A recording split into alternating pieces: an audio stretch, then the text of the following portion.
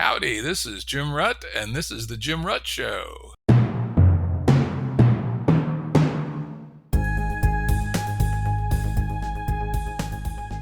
Listeners have asked us to provide pointers to some of the resources we talk about on the show. We now have links to books and articles referenced in recent podcasts that are available on our website. We also offer full transcripts. Go to jimruttshow.com. That's jimruttshow.com.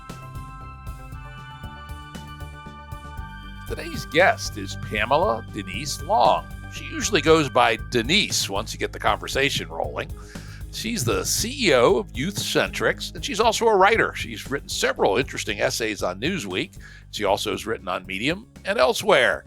Welcome, Pamela. Well, I should say, welcome, Denise. Thanks, Jim. I'm so glad to be here. Looking forward to the conversation. Yeah, I think this should be a fun conversation and probably illuminating for people, some points of view they haven't heard before. So before we hop in, maybe give us 30 seconds on Youthcentrix. What do y'all do? Yeah, so Youthcentrix is an organizational development consultancy. And because of my training and the areas I've chosen to do my master's and doctoral work dissertation in, focuses on implementing trauma-informed care and diversity, equity, inclusion, and anti-racism. Through that trauma-informed lens, I lead strategic planning sessions with a variety of organizations and government, for-profit, nonprofit organizations to help them implement diversity, equity, inclusion, and anti-racism into their vision to make it a reality. Some of that's political, as you could tell from my footprint at Newsweek and elsewhere. And some of that's just regular organizations who are trying to turn that idea of equity into a lived reality for those who work for them, as well as the people they serve. Well, very good.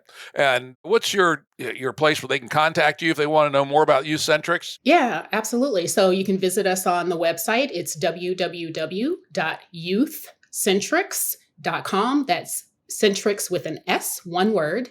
You can visit us there and you can see the contact form and the like if you need support at your organization or you have questions. All right. Well, thank you very much. Now let's hop into why I reached out to Denise. I saw a press release from the Coalition of Concerned Freedmen. I read it and I go, this is actually quite interesting. This is a quite different lens on the history of Black people in America who are descendants of the slaves or were free Blacks from the very beginning, et cetera, and in kind of a different lens than the traditional team red, team blue way of thinking about race. And I thought it was actually quite interesting. Not 100% I agree with all of it, but I thought it was certainly worth talking about in some detail. So could you start off with, tell us what the concept of a freedman is and why you have established this Coalition of Concerned Freedmen? Yeah, so a freedman is defined in even ancient terms as one who is released from slavery of whatever sort. In the United States context, the freedman moniker is used to describe the emancipated, freed slaves from chattel slavery. And so they were freed people, and freedmen is the generic term. So when we're looking at slavery, chattel slavery in the United States, we know that there were emancipations that happened across time. People self-emancipated, right? Like Frederick Douglass. There was the Emancipation Proclamation, which freed people who were enslaved in the Confederacy. And then there was the end of the war that the Confederates conceded, as well as the implementation of the 13th Amendment that freed all Negroes and Black Americans from the threat of slavery, except for, as we know, involuntary servitude if you're committed for a crime. So freedmen are those people who were emancipated at the time, 1863, 1865, as well as the descendants of free Negroes and the enslaved people who were actually on a plantation at the time of those two emancipations I just mentioned. Yes, and some Americans don't know that, but perhaps 10% of the Blacks or Negroes in the South before the Civil War were free for various reasons. Some had bought their freedom, some had been freed. I actually visited a very interesting museum in New Orleans, the Museum of the Free People of color that dug into it. And many of them were, frankly, the offspring of sexual relationships between slave women and plantation owners, who the plantation owners set up in New Orleans as free people, and they established their own culture there. So there's a very interesting and curious set of ways that people came to become freedmen. And so looks like your definition includes them all, and even some corner cases like the quite numerous African slaves that were held by Native Americans in the South before the Civil War. Yeah, absolutely. So there were Black people Negroes who were enslaved through Native American tribes. The people a good portion of the folks who walked from Florida to Oklahoma were slaves, as well as race mixed, biracial, if you will, folks who were the progeny of Native Americans as well. So the Seminoles and all the stuff that was happening in Florida in that. And it's interesting you talk about the different types of manumission, and I'd love for you to share that, because I don't think people realize the various ways that had been concocted to release people from chattel slavery. Including a fair percentage people who bought their freedom when they Mm-hmm. were what they call it, rented out or leased out or something. Right. Typically, the deal was they got to keep a percentage of the money, and if they were very careful with the money, after 20 years, sometimes they could buy their own freedom, and sometimes even that of their wives and children. Of course, the most sad states where they could buy their own freedom, but not the freedom of their family, which is just goes to the horror of that whole chattel slavery system. Yeah. And so, careful with the money also includes that the person who thought they owned you didn't take it from you. Right. So it's not just that you were good at budgeting. It was also that they didn't take it. If you even got it. So there were other ways that people received what we call manumission, including if you told on enslaved people who were planning a rebellion to self-emancipate. That was a way to get manumission. One of the statues that I believe it was Sons and Daughters of the Confederacy, or I can't remember the exact name. One of the ones that they commissioned to a former slave was a man who sold out a slave rebellion, and they lauded his character, and I'm putting air quotes around that, for selling out the people who were trying to self-emancipate. You could indeed purchase your freedom and that of your wife and or children. And sometimes they required that those folks be enslaved. So people who looked like they were Black slave owners were actually the people who were having to purchase the people who were their relatives, and they looked like they were participating in slavery in the traditional sense that others did, but it really wasn't the case. Interesting. I also noticed that you use both in this press release and also in some of your writing the term Negro. Mm. Now, I'm old. I'm pretty old. I'm old enough to Mm. remember when Negro was the polite term for Black people. And Mm. I recently read a very good biography of Martin Luther King, and I remember that he always used that term. Mhm. That term has fallen out of favor and actually has looked at with disfavor by a number of folks. Why have you decided to use that term? When you look from the time of the 1600s, where the state of Virginia codified being someone else's property for life, so chattel slavery, as contrasted to involuntary servitude, Negro was the term that they used. They used Black and Negro somewhat interchangeably. Throughout the time of enslavement and the Reconstruction era and the Jim Crow era, which Martin Luther King was fighting against in order to get civil rights in the 1960s, the term Negro is what is on the paper. So we in the freedmen community recognize that our people have been called a lot of things because we're a founding population of America. And there was always these different ways to try to frame a white versus a white nation, really, and to include the people who look like me. I'm a dark-skinned woman with obviously curly hair. You will never confuse me with a white woman, right? And so to ensure that those people who could be captured into chattel slavery and turned into an economic engine were included in it. So Negro is all across our documents, as is colored, as is mulatto, as is octoroon, and all of these other ways that they were trying to figure out just how Negro are you and what kind of rights and privileges are you going to have in the nation. You're right that it's fallen out of favor with some people, but there's always a way that people are going to deride the Black experience. There are ways people say Black that's supposed to be derisive. So what we can't do is run from the legacy of us being a founding population of the country. And I think Martin Luther King got that, in addition to the fact that he's a freedman, and it was just the nomenclature of the time. Great. Now, in this release, and then also on your site, which for people who want to learn more about the organization, concernedfreedmen.com, you lay out 4 demands, Mm. or I guess you'd call them demands. Could you run over those for us? So with this, are you referring to the 3-point plan to unite America, or are you referring to the coalition's response to the affirmative action decision from the Supreme No, Court? let's see here. These are the four statements from the press release. Gotcha. Yeah. So I could read them. I could read them to you. You could react to them if you like to do that. How about we do that? Okay. Number 1 was immediately implementing a certification process to vet applicants and current students claiming to be of the U.S. Negro freedmen lineage and thus survivors of U.S. Negro freedom discrimination as allowed by law and guided by existing precedents. So that was number 1. Mm-hmm. I can address that. Maybe if you could expand on that and a little bit of, actually it'd be great to distinguish what a lineage is in your meaning, and this whole idea of certification of a lineage. Yeah. So this is in response to this press release is in response to the Supreme Court's decision about race-based affirmative action.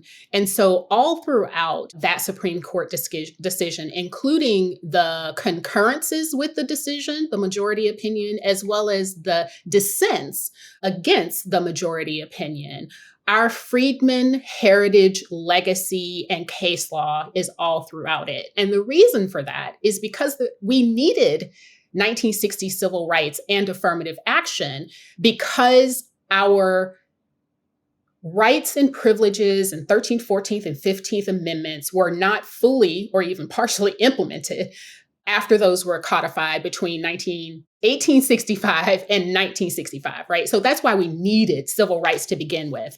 And so that's why our legacy is all over it. This is about the people. 1960 civil rights was about the people who were slaves in this nation. And we lose that sometimes in realizing we needed 1960 civil rights because the 1860 civil rights and our constitutional amendments had not been fully applied to Negroes.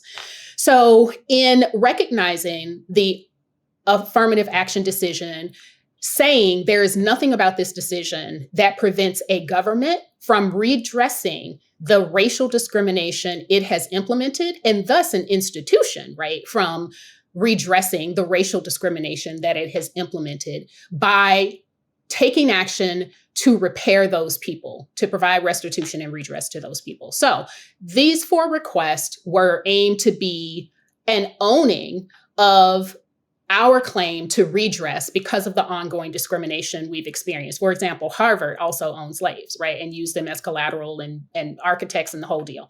So this first one, to your point, people often grift into a particular protected class in order to get the benefits of that protected class. We know that people claim to be Native American, and we've had some pretty significant incidents of that when they are not, right, Native American. Outright lies sometimes where they don't have any Native American ancestry. So when we say a certification process, we're meaning don't just accept that someone says, I'm a descendant of US slaves and therefore I deserve whatever, whatever. You have to be able to prove that you can connect yourself back to a direct bloodline descendant of a Black American born in the United States during or around the time of slavery. And there are various ways to do that. And that is what we call lineage, where you prove your line of descent from a person who has endured the slavery, the Jim Crow, the civil rights era, and including the disparate impacts and discriminations of today. Yeah, this is quite interesting because I think something I didn't know until maybe 6 months ago, and I started doing some research for another purpose, is that in the affirmative action programs that have been implemented, particularly at elite universities, a very surprising number of the beneficiaries are not descendants of freedmen. In fact, I pulled up a link where it was asserted that between half and 2/3 of Harvard enrollments in the last few years of Black, quote unquote, with Mm, quotes, have been descendants of recent immigrants within the last two generations, either from the West Indies or from Africa directly. And overall, the estimate is about 45% in, say, the most elite universities are probably not freedmen, even though they are getting affirmative action under the category of Black.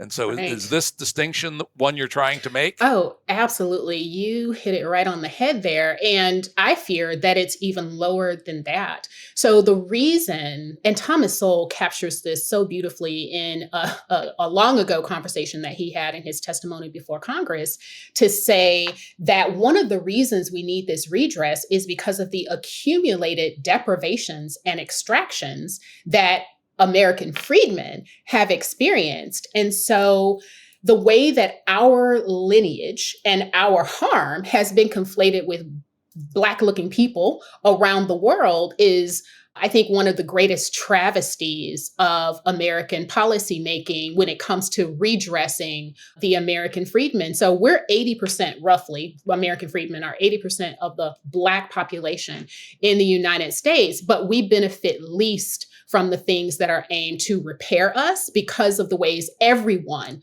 has been shoehorned into our reparatory claims and the things that were set aside for us specifically. And that needs to be fixed. Yeah, I think this is a very interesting lens because, frankly, most of us haven't thought about the distinction between having African heritage versus Mm, having lived through the horrifying experience of chattel slavery and then the false freedoms and the false dawn of Reconstruction, which was then, traded away in a corrupt political compromise around the Hayes right, election, right? And right. that's, quite different. Truthfully, I have to say, thinking that African blood alone is significant in the same way that having gone through chattel slavery is, frankly, strikes me as racist, right? That you somehow think there's something essential about being Mm, of African heritage yeah. that distinguishes you. And for another example I discovered fairly recently is that the most highly educated group of immigrants in the United States are people current crops are from Nigeria, where about 65% of immigrants from Nigeria have 4-year college degrees, Yeah. and just a very different history than your freedmen. Yeah. And so brilliant observation. Let's talk about some of the nuance behind that. We know that that area of Africa, that northwestern part of Africa, is where a lot of the slave trading happened. So the irony that we recognize in the freedmen community is that some of the very people who are coming here from Africa to benefit from our reparatory actions and affirmative actions are the descendants of slave traders. That's how convoluted this whole thing is. There was this really interesting article, I think it was in the New York Times, where a woman was highlighting her ancestors and how they earned wealth from trading slaves. And there were some really prominent African figures who were well known and built their wealth upon the trading of slaves, on the trading of our people. And so the idea of giving our repair for suffering slavery to people who conspired with those who traded us for 200 years on this land is just a perversion that cannot stand. And I think any sound person, when they think about that, will recognize that. In addition to that, right, we have a burden, physical, psychological, economic, political, that someone from Nigeria really does not have. Right. So they can get a master's degree for $2,000. How much is that going to cost the average multi-generational Black American? So they come over here not debted, where so many of us are in debt, Black women in particular, as you well know, because we pursue higher education at such a high rate. And then we bring people over here who don't have the psychological burdens, who haven't experienced these deprivations, and say that we have to compete with them for redress that was designed for us. Grossly unfair on so many levels. Though I suppose, to be fair, we should also point out that if you're a Nigerian Black person, you're just as likely to be pulled over for driving while Black or other kinds of Are contemporary you? systemic racism, I Well, think. only to the extent that you come into you come into the milieu that is anti-Black American and put on and you carry or put on our Black Americanness. So Malcolm X, Muhammad Ali, and others of their time stated very specifically that Indians, dark-skinned Indians, were able to come into the United States and get admitted into institutions that Negroes were not. Africans were able to come here wearing their clothing and cultural apparel and be treated better than Negroes were. They could sit at tables, they could get into institutions, but Black Americans could not. So we have to recognize that element. There's some truth there, though I will say, driving in a car, at night, I doubt the cops are making that distinction. They say, curly hair, dark skin. I think he probably has a burned out tail light, right?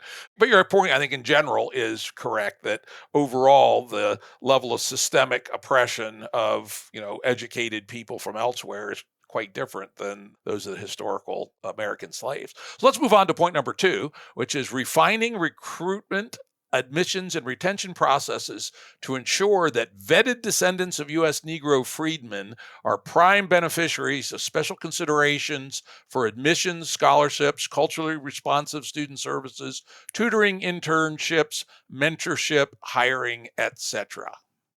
Yeah. So the anchoring is that the person is vetted as a descendant of multi-generational Black Americans, as I often call them in my work, but freedmen, and that there is special dispensation to the freedmen population as related to government programs, as related to hiring, and related to student services. Overall, it's at the heart of basically what we just talked about, that people come over without the burdens that we've experienced and take advantage of the benefit of being Black, right? Which is that you've gone through some stuff that the country felt needed to be redressed. And thus there are these special set-asides. But if you're benefiting from it, but you're not the people who went through it, that's a misappropriation in so many ways. And here I'm calling for lineage-specific structuring, set-asides, if you want to call it that, for the harms that institutions and the government have perpetuated against our people. Now, one thing where people often will push back on the idea of equity Mm. is that to a degree it starts to supplant merit, and that very seldom do I hear people question that, say, having extra investment in K through 12 education for the victims of systemic racism and earlier the experience of chattel slavery is a right thing to do, but that changing the standards for admissions to elite universities might not be the right thing to do. So where does help end and thumb on the scale begin? And when might thumb on the scale be legitimate? And when might it not be legitimate? Complex question, and I appreciate the nuance of it. So by my estimation, when we are, and I believe the SCOTUS ruling addresses this as well or supports this as well, when you have harmed a people, the harm and the need for redressing that harm is merit enough. Now, we can get into the nuances of what types of screening, supports, and identification of students who are at the point of readiness for an elite institution, because that's what you ask about, versus all other institutions. So when you say elite, I'm thinking Ivy League and the relatively few institutions that qualify for that. I think it's about identifying processes and identifiers, whatever that means, where for students who are freedmen, who are best positioned to be successful at those schools, and or partnerships with other institutions where, for whatever benefit, freedmen students might be able to integrate into an elite institution when it's appropriate, and that is the best place for them to get the credential that they are looking for. So for me, being a freedman is merit enough because the harm has happened. Now, when it comes to specific programs, we need to look at the nuance of those institutions and how to identify people who are best prepared, I should say, freedmen who are best prepared to integrate into them. Now, in the SCOTUS decision, there was some dueling papers quoted about the mismatch issue, Mm. the theory that if, let's say, freedmen are admitted on a preferential basis to elite universities, they may actually be worse off than if they were better matched with the level of eliteness of university that was comparable to their level of academic achievement so far. So, i.e., instead of getting admitted to Princeton and struggling because of weaker K through 12 educations and other issues, instead they went to Ohio State. They may actually end up better off. Clarence Thomas supported the mismatch theory and quoted some research. Justice Jackson had some research that pointed in the other direction. Is this something you've looked into and have a view Yeah. on? Yeah, so this kind of harkens to the debate that we had, right, at MIT around merit, fairness, and equality. If we're going to say that anywhere from 60 to 85 or more percent of the Black, and I'm putting air quotes around that, students at these elite institutions are foreigners, then how do we know what percentage of those people who are quote unquote mismatched are actually freedmen? We don't disaggregate data enough for that. And that's one of the asks within these 4 demands in the press release, is to make sure we disaggregate the data and collect outcomes data on a lineage basis rather than this global big pot of Black people basis. So that's first. And then so I would need to know that first of all, Right, because I don't right. know. Nobody probably knows at this Right. point, And right? I Because want they them to know. don't track it. Right. Right. And then we can discuss that piece of things. So it would be great if even institutions now took a census of their student populations, because you could do that for your existing student body. How many are verifiably freedmen? And there's a current process available for that. And I referenced that in point 1 about California state law AB 3121, where people can prove that they are a multi-generational Black American with ties to the 1800s, if not sooner, in the United States. And in addition, obviously, going forward, the best way to do that would be to identify people and vet those folk who claim to be of the freedman lineage. And then the other thing I want to say about foreigners too, American language is very interesting. We have such nuanced understandings in how we communicate, right? Words mean multiple things depending on who's saying it, how it was said, the tone, like all of those things. I wonder the extent to which that mismatch is shaped by the person not being a native English speaker, first of all, but also standard American dialect and all of what that means in a fast-paced university. I don't know. It could be interesting to find out, but as you say, we don't know. So, but I think the principle, we certainly don't want to do further harm to Mm. people who have suffered a history of harm, and so even well-intentioned actions that did cause this mismatch problem is probably not something we want. Would you agree? Yes, and we need to understand the extent to which the mismatch is affecting the people who have been harmed to begin with. And then determine what it looks like to move forward. What kinds of lineage specific supports would be needed. The idea is not to bring in people who are grossly unqualified for the pace and setting and yeah, the pace, I think, is what we want to say here for the university, but it is to identify the ways also that redress can be provided to the freed people. That might include hiring freedmen who've already gone through the process of education and the like. It's a matter of looking at what needs to happen, what can happen, particularly for universities, not exclusively, but particularly for universities who did use slaves as, economic resources, as well as for building the buildings that people are in today. Indeed. Yeah, okay, third point is piloting a multi generational student development program that focuses on guiding descendants of U.S. slaves slash survivors of U.S. Negro freedmen discrimination from admission through alumni, career development, and even retirement. This call to action anchors to the court's critique of unclear outcomes after special considerations are given. Could you maybe expand on that? What was it you were pointing to there? Yeah, so you mentioned this earlier, Jim, or you alluded to it anyway, where people think this is just a handout. You're getting something for free. Well, the reality is that you're redressing the harm that you caused. And from a government perspective, you're giving back my money, that my wealth that you've stolen and or prevented me from getting, that you've helped everyone else use, and to provide an economic floor for the nation and for the other people around us. So it's not a handout. It's redress and a return. But the idea here is, one of the things that people critique is, well, people flunk out, right? Because they're mismatched or whatever. So if we're going to admit these students into our institution, there needs to be a commitment to their success. That does not mean you lower standards.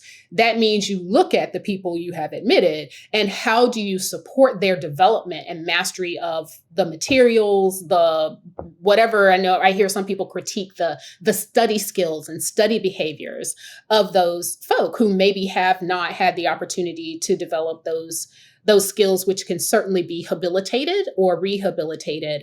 And so here I'm just saying, why not pilot and see, when you admit freedmen, vetted freedmen, into your institution, and you support them in the ways that I outline in point 2, which is, the scholarships, the mentoring, the things, what happens as a result? Does repair and redress and success happen on the other end of that? And we don't follow people. We let people in and, if you make it, you make it and you graduate. Boom, that's it. But what happens when people are supported intentionally, given our specific lineage and the deprivations that we've experienced? So it's a research question in a way, but it's also an ask for them to develop a program that can be a pilot for how to do this Freedmen lineage-specific academic support well. Yeah, and that idea of helping people develop, I think there's an awful lot of support for that, right? Even people like Clarence Thomas, who voted with the right bloc, he was very Mm, clear that that kind of stuff would be okay, right? correct. Particularly if it was specifically to redress historical wrongs given. And at MIT, we have a program. In fact, I've helped support it on occasion, Mm, where we have now it is a much broader spectrum than just freedmen. It includes all the usual Black Brown Coalition, mm, First Generation, et cetera. We'll talk about those things yeah. later. That aims at the following, which is people who showed real talent as undergraduates, but for family background reasons didn't necessarily get great grades, Mm, and so we're not really eligible to be a graduate student at MIT, because to be a PhD student at MIT requires really high grade point average. And this program is a 1 year program where people work in the labs and take academic courses.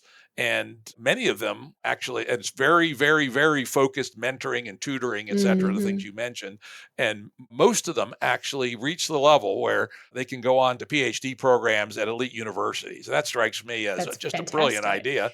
It is a And brilliant idea. and Laura Schultz is the one who put that Mm, together in the Brain and Cognitive Science department. At least she's the one that runs it currently. It's a really good program. It sounds like that's the kind of thing that your third point would definitely be pointing at, other than the fact that it is open to a broader group of people rather than the freedmen.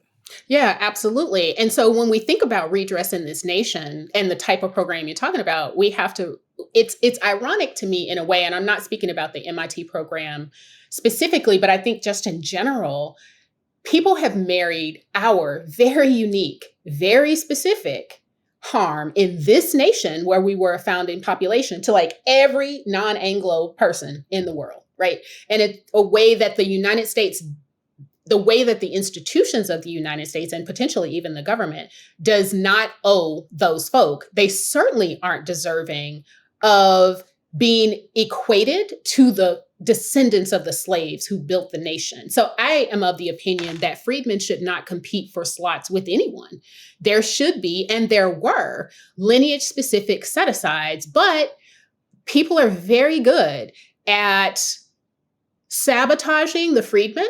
And as soon as our redress and set asides were implemented, people started to act like the 14th Amendment was colorblind when the radical Republicans argued it specifically to redress the descendants, the slaves who needed this special repair in order to recuperate the 250 years of enslavement that they went through. So I hope that makes sense. So I'd like to see an increased number of freedmen, and I'd be curious to know an increased focus on freedmen specifically and set asides for freedmen specifically that is not in competition with anyone else.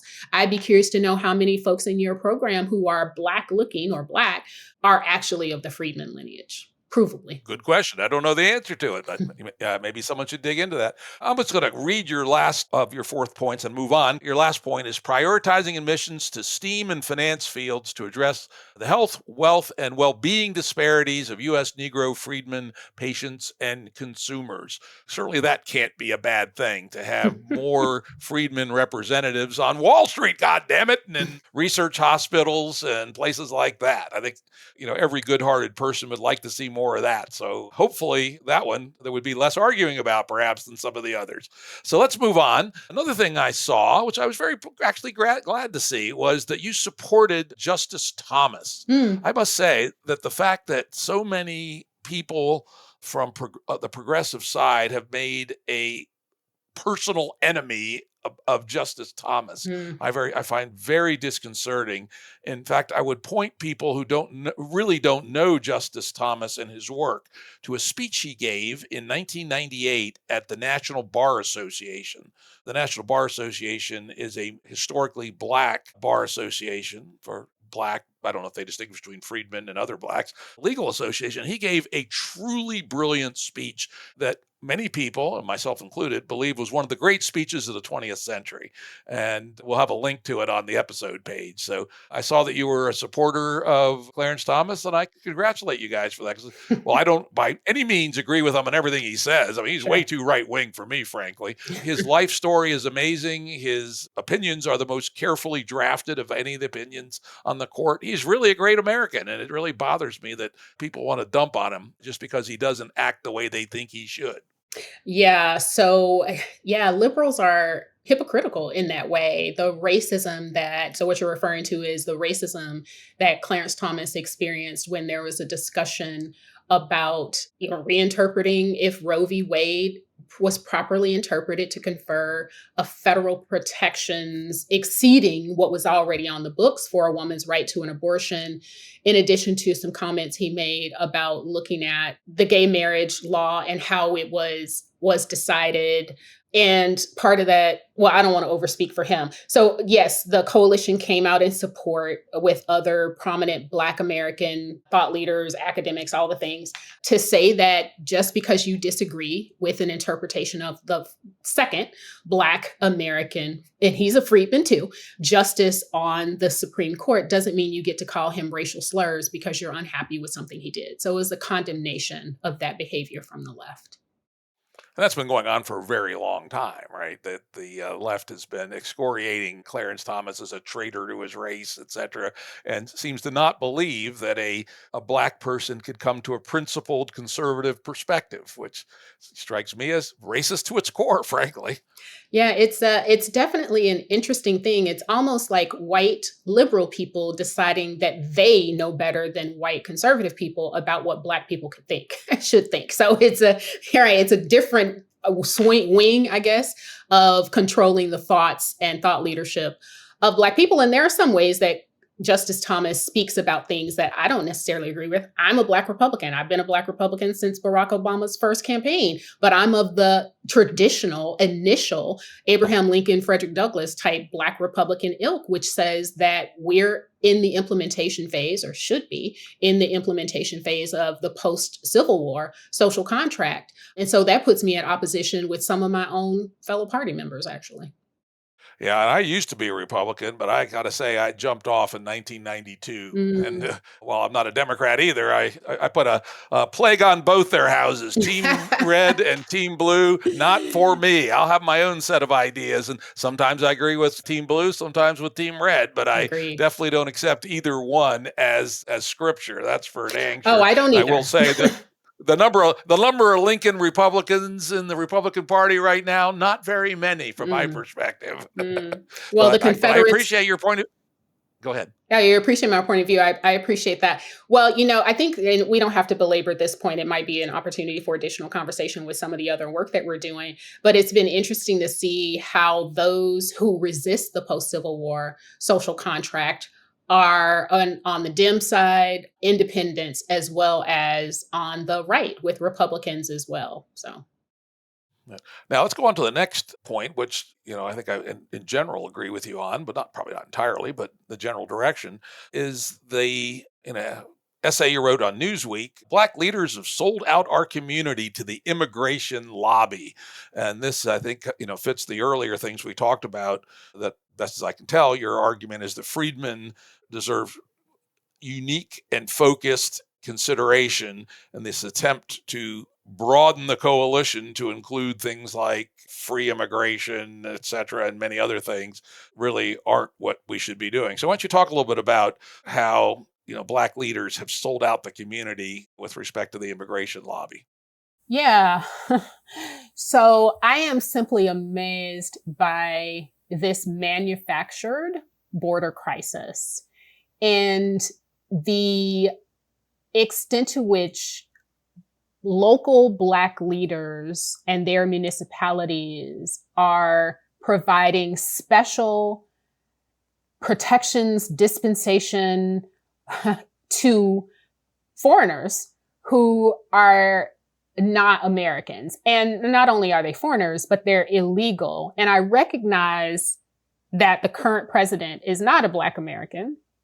It's Joe Biden, who's been in public office since at least 1973. But the way New York, Mayor Adams, who I am not sure if he's a freedman or not, the way Chicago with Lori Lightfoot and Brandon Johnson, I am not sure if they're a freedman or not.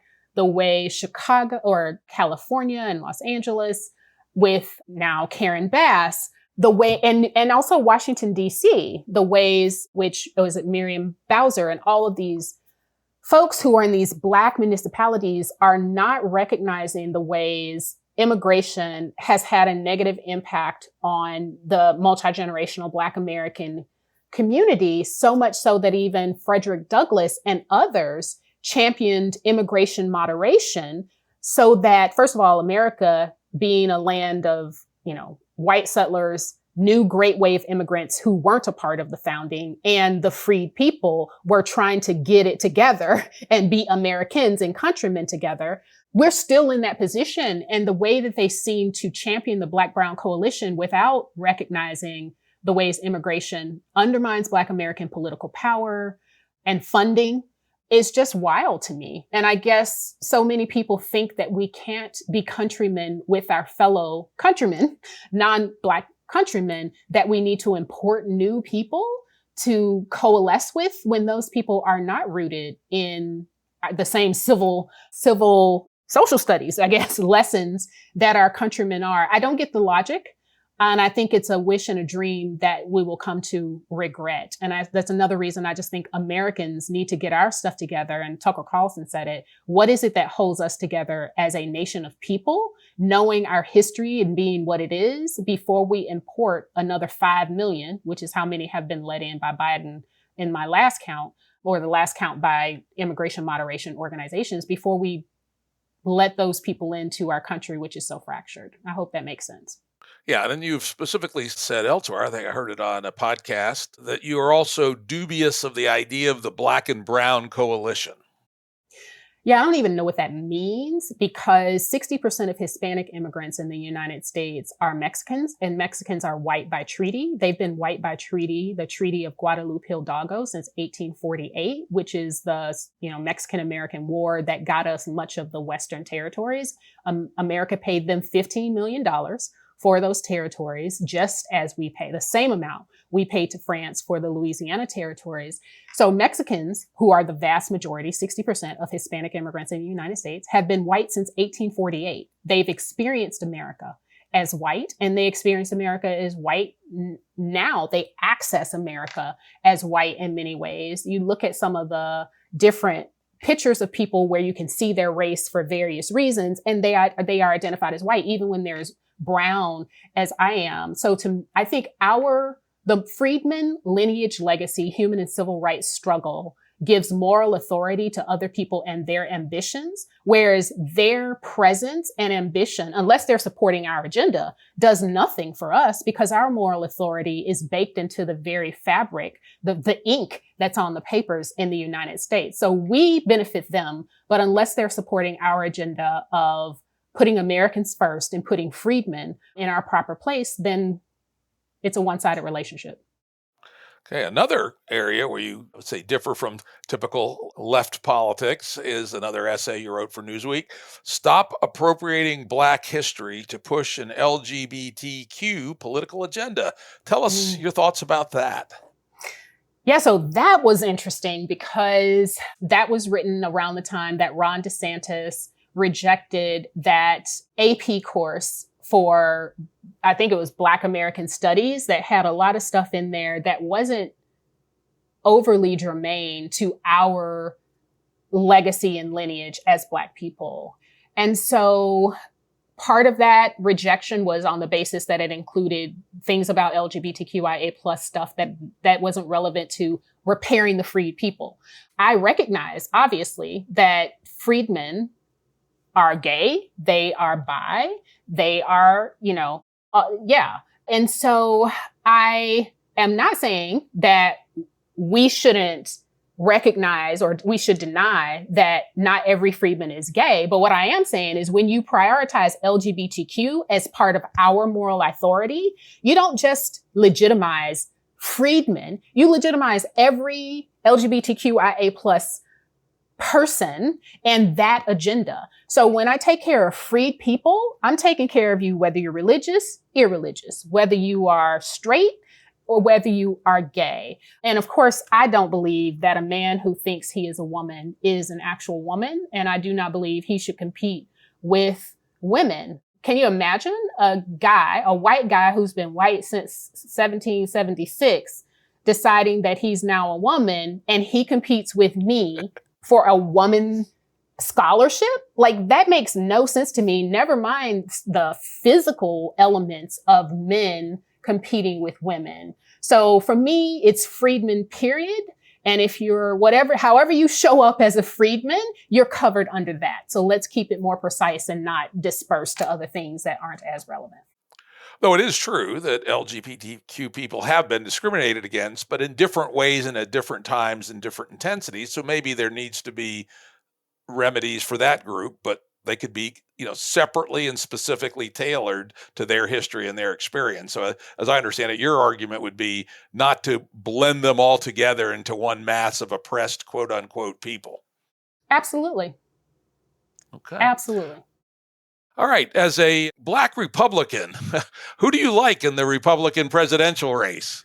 I would tell you to wait for that because I'm writing a Newsweek article about that. I was just asked to tell them my opinion on what I think. It won't be Vivek Ramaswamy. I can tell you that. I have concerns about DeSantis that are courted by him. He seems to just step in it. He seems to try to cater to people who want to act like race and our history isn't a factor, and at the same time do the right thing by Black American history for the most part. And I think he needs to decide what he's going to be. Vivek is a no for me. It's hilarious and disturbing that he would think that he is a first-generation American. Both his parents were born in India. He was born in Ohio. But for him to suggest that my children or grandchildren should take a test that any immigrant can take, otherwise not be able to vote, is basically conferring a special status to immigrants because there are 8 billion of them and only 350 million, right, Americans. I just find it offensive and weird. So it's Donald Trump for me. If he can survive his indictment and if he embraces the 3-point plan that the coalition has advanced and an overall Black American agenda. And I got to tell you, people talk trash on Trump and I get why they do. And Black Americans can be uppity because I'm uppity too. And his way of showing up is very New York, right? And it's very, I'm going to say what I want to say, right? I'm affecting an accent that's not natural to me, as you can tell. But he has to adopt a Black American agenda and put it out there. And he has said things about the Black American freedmen contribution to building the United States that Barack Obama was too scared to say, that Joe Biden has never said, and that Kamala Harris said she wasn't going to do anything specific to benefit Black people specifically. So Trump has more merit from a Black American perspective. And for me, it's all about policy. So I got to say, I could never, ever vote for Trump on grounds of bad character. I've run businesses, built businesses, hired people, and their policies or what their skills were, what they're educated in, those matter a lot, but their character matters a lot. And when I look at Donald Trump and everything about him, everything we know in the public record, he is someone who should not be trusted with power or authority over other people. He's a bully. He's a liar. He's a grabber of women's private parts, or at least claiming either he's lying about it or he's doing it. He's just a bad guy. So we're going to have to just agree to disagree about that guy. I think in 2016, I said in public that I would vote for Saddam Hussein, who was dead at the time, over Donald Trump. Well, that's an easy choice. No, I hear you. So here's the thing. I'm gonna be real. Yep. Be real. Which of our presidents have not done some really wicked? We look at how what was the guy that everybody was fawning over in the 60s, the Kennedy brothers, and I know they were boys were some rotten sons of guns. Right? They were moving. Yeah. We look at Bill Clinton. And Bill was moving too, right? You remember his interview when he talked about Lewinsky. Why'd you do it? Well, because I could. That's the only answer. And that's the truth. Right. And so I think we're going to be hard pressed to find a choir boy who has the ambition to seek the presidency. And not only that, but one who achieves it and has the character and integrity, as you call it, to keep that choir boy status or choir girl status, and we look at Hillary Clinton, and how many people have suicided themselves, if I can say that out loud on your podcast. So I think we're wanting for character overall. And I think many people have things that they need to atone for. And Biden being one of them who has had a very detrimental impact on the Black American community. So at this point, we're still in the mode of fixing the stuff that people have done in their absence of character or their flaws around what they should be doing.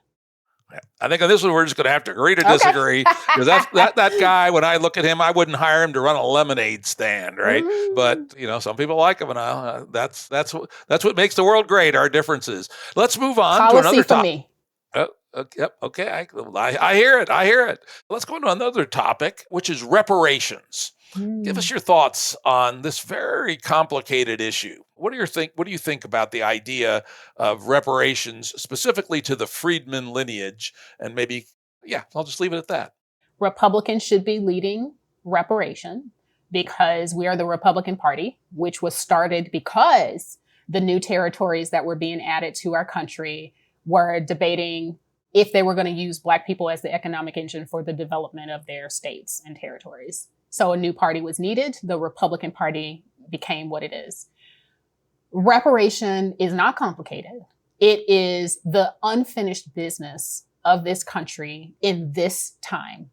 We know, as you stated, the Confederates came in and destroyed and sabotaged Reconstruction, which was intended to be reparatory and to enfranchise the people who for 250 years have been disenfranchised by the actions of the United States. And obviously, when I say 250 years, I'm acknowledging the ways that Britain, as the founder, the papa of the colonies, also participated in that slavery. So it is not complicated. It's not hard to prove one is a descendant of the people born in the United States during slavery before emancipation and or proximate to it. I can prove it on multiple sides of my family, both through vital records and census data.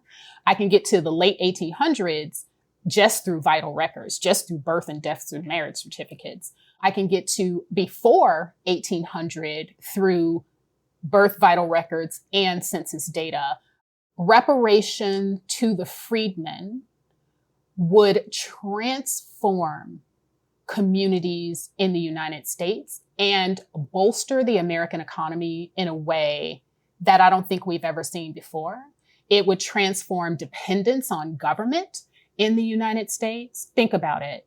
If I have the lineage wealth gap closed, which is lowball $800,000 per freedman, I am able to stop working 3 shifts. My kids are no longer latchkey and doing whatever latchkey kids do as they age. My older kid can focus on their own homework instead of having to take care of their little siblings. My teenagers no longer have to work in order to supplement income. I can bail myself out when I am falsely, unjustly arrested. I don't have to cop a plea deal when some bigoted prosecutor decides they want to support the stop and frisk of me or charges against me over some nonsense. I can hire a judge. We're no longer dependent upon prison economy because people will be able to get themselves out of unfair situations. Black businesses can thrive, 40% of which closed during COVID.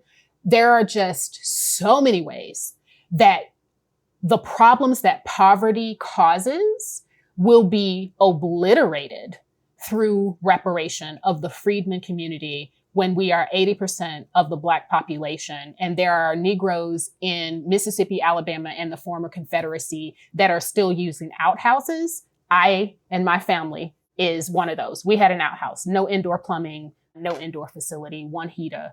That would change all of that. And the American economy overall would benefit from the safety, security, and prosperity of that action.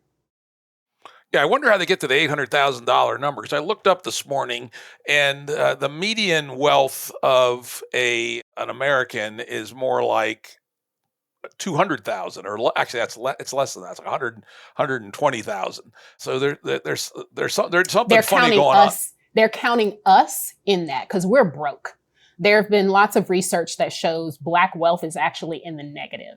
So when you look, how did they get to that? Dr. William Sandy Darity out of Duke University has studied this issue for his entire career, as well as you can find an article on Newsweek that talks about reparation and the amount per descendant of U.S. slaves. So I would like to see so that's the thing. You can't count us in the wealth gap and get a median because we're the poor people. So we're going to bring all of that down, right? So what you have to count is at least the white, truly white, like Anglo wealth gap between the descendants. And I think what we should also look at is multi-generational American wealth gap white Anglo wealth gap compared to the freedmen, because we weren't able to invest in any of the earlier on stuff. And what you see is a lot of the times when we did acquire wealth and build cities, there were dozens of white race riots that took that wealth and appropriated the property of the Black people. So you know about Tulsa, but those things happened all over the country where our property in our cities that were prosperous were burned down, and the white folks who were upset about it took the things that we owned. So yeah, that's where the 800,000 comes from. Okay. So whatever the number is, whatever the number is, let the mathematicians and statisticians work it out and argue amongst themselves. Yeah. Economists. Now, there are 2 theories on how reparations might be brought. One is to build institutions to aid freedmen or other groups, and the other is just direct grants of cash. Where do you fall in on those ideas, or do you have some other ideas of your own? Yeah. So in the 3-point plan to unite America, which people can find at www.concernedfreedmen.com, on the All Americans First page of that 3-point plan, I speak about reparations. I speak about relaunching the Freedmen's Bureau at the federal level, as well as the state bureaus of Freedmen Affairs. Cash restitution is always part of reparation because you have a 250-year wealth extraction. So to say that you are going to pay me through education is, I think, kind of ridiculous. Like, you need to give me my money back that you've taken from me because it's money that I need. I'm literally writing a dissertation, which is what I'm going to get back to when we finish this interview. I don't want any education grants. Like, I want my money. My kid is taken care of for academic scholarships and the whole bit. Right? So it's really wealth that's needed. And I think it's both institutions, but that institution is the Freedmen's Bureau, which Justice Special Field Order, the Freedmen's Bureau at the federal and state levels, and Justice Special Field Order 15 mandated our heritage organizations need to be run by freedmen, because we've seen the Freedmen's Bank be sabotaged by people who came in and took the money, who built institutions that are still alive today.